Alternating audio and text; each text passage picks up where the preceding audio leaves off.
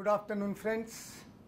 This afternoon I would like to discuss you with a very important topic which may not be very fascinating, as history always is not a fascinating subject to anyone, but of course it is a subject which is always reminding to everyone.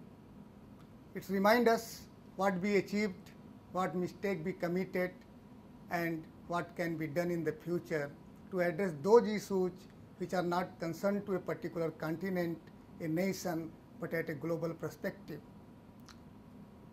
And this is a famous picture from the ancient text available. I have selected it, that symbolizes the early stages of agriculture development and is still continuing in many parts of the world. If you look at the history of agriculture and the history of human and community development, civilization, so it is very clear that for about 40,000 years after its appearance, the modern race of Homo sapien survived without aid of agriculture for about 40,000 years, a very long span of time. And it is believed that around 10,000 BC, the agriculture as we perceive today began in most part of the world, but remind us that it has an independent origin. Then the second period of agriculture which is recorded in most part of the world, that is historical agriculture around 2500 to 500 BC. And then the third period, which was not a very good as far as the humanity as a whole is concerned, that what they term as, historian term as its feudal agriculture, where slavery was prevalent, particularly in the African and Asian subcontinent, and a colonial rule of the British made them slave to majority of the farmers, landowners. Coming to the very significant part of the agriculture development, that is scientific agriculture, that is started with the industrial development in the world around 17th century, and we are still continuing with the different invention, innovation, and development.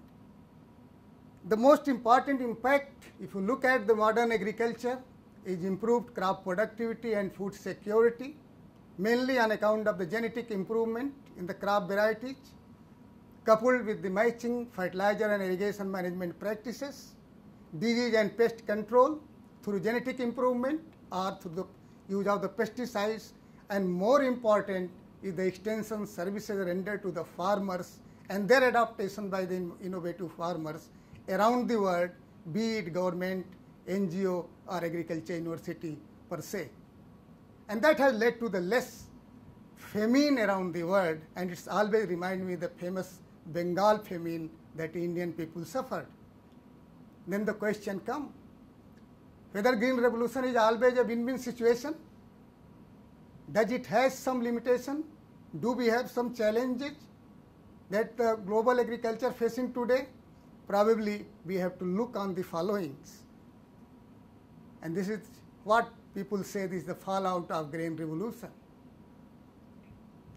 The hidden hunger, which was just noticed at the beginning of this millennium itself, that a vast population of people, especially children and women, they are suffering from micronutrient malnutrition, impairing their health, impairing the brain development. And that picture can show you that how a child is starving from the malnutrition. The second serious issue is the land degradation. The most important natural resource under degradation, either through salinization or erosion, excessive tillage. So a number of contributing agricultural practices has threatened to the most important natural resource, that is our land. Looking at the water resources, pollution is widespread. Pesticide contamination is challenging the whole freshwater availability and its use in the agriculture and other purposes. So that is the very issue. And the most recently, the threat to the biodiversity, especially by the GMO crops, where herbicide use is banishing, controlling a majority of the vegetation, giving a clean start to the crop. So these are the challenges, and these are the fallout of the green revolution, which we will discuss in coming classes, and we will try to address them and get you conversant with the scientific knowledge which can be utilized to meet these challenges. Thank you very much.